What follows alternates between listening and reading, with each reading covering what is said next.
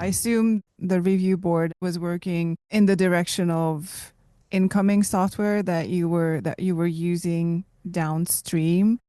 Were you also looking into involvement in the projects? Like how much people at HP at that time started to also work on that open source code upstream?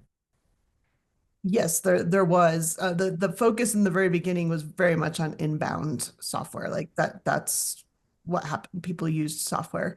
At one point, someone said, our job was to make sure that no IP left the company, and I got that altered to no IP unintentionally left the company because we did want to contribute back.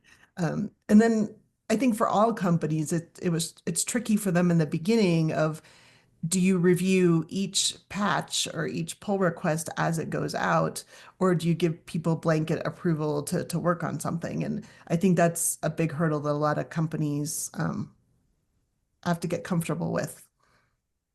Yeah, and I don't know about you, Stormy, but I found that period of time to be really interesting because we had a relationship between the open source review board and the rest of the IA64 Linux team that was actively engaged in upstream development of an entire architectural branch of Linux, which was the IA64.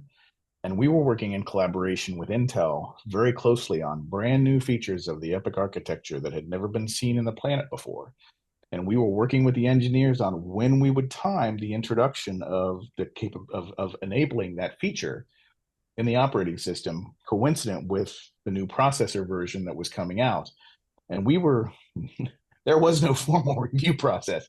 We were doing this out of common sense and what we knew were the important things with intellectual property protection for Intel, what was important for HP, and we had a very tight knit group. I mean, we were one row over from the engineers who were doing the work, and so that's how tight that relationship was. And it wasn't formal, but as I stop and think about that, that was probably the most complex contribution activity I have ever done, and it was the most informal.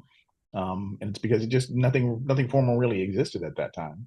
We knew what we were doing. We knew what we needed to protect. We talked a lot with the developers so that that timing was right because we had to put it in the kernel because to enable the platform. We didn't want to do it prematurely. So, and again, and everybody had to say yes, but it wasn't a formal process. It was just something that was done between those engineers and the folks running the policy.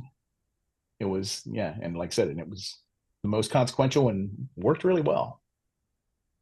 I think it always works well if you share with the people doing the work what the concern is and what you're trying to accomplish. Yeah, yeah.